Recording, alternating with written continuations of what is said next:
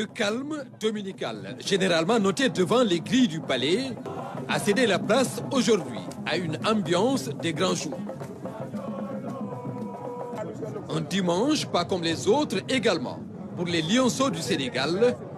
Après leur sacre à Alger, les portes du palais présidentiel s'ouvrent grandement à eux.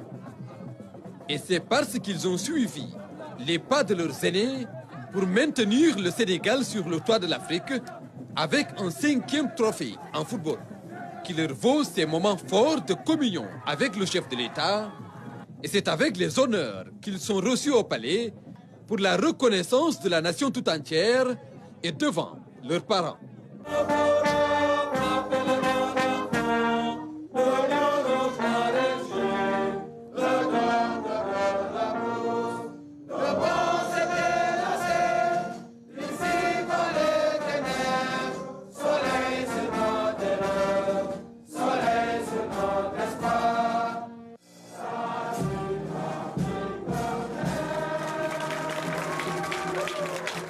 Vous avez marché sur les traces de vos grands frères. Il est juste que vous soyez reçus, remerciés et honorés pour le parcours historique que vous venez de réussir en offrant à notre pays sa première CAN U17.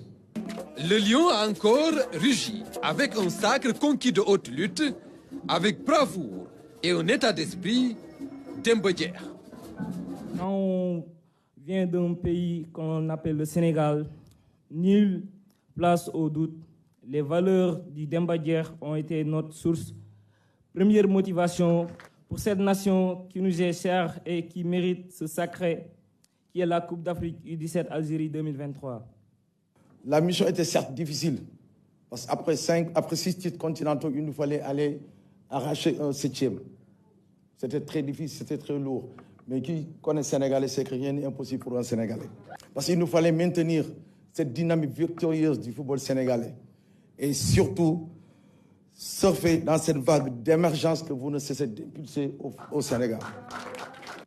Une mission accomplie pour ces lionceaux qui ont incarné les valeurs du patriotisme, un parcours exceptionnel salué par le président Macky Sall. Ce que je retiens de votre parcours, ce sont d'abord les valeurs fondamentales que vous avez incarnées. Vous avez fait montre de civisme et de patriotisme. Nous vous avons entendu chanter l'hymne national. Vous venez de le refaire en démonstration, avec force et conviction, sans fausse note. C'est extrêmement important quand on est en campagne pour défendre les couleurs nationales. Cela montre que, malgré votre jeune âge, vous étiez pleinement conscient de votre mission au service de la nation.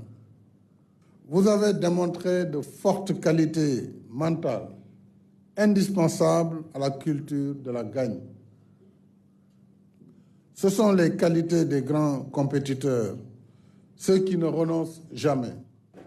La baraka continue ainsi pour le football sénégalais, une vision du management et des stratégies opérationnelles. Voilà ce qui justifie cette dynamique victorieuse.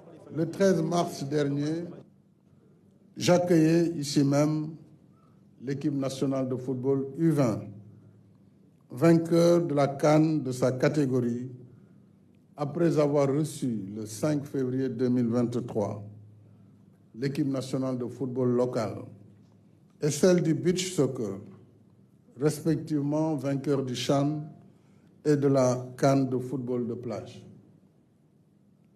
Je me réjouis de vous recevoir aujourd'hui avec la même joie et la même fierté, cher Lionceau.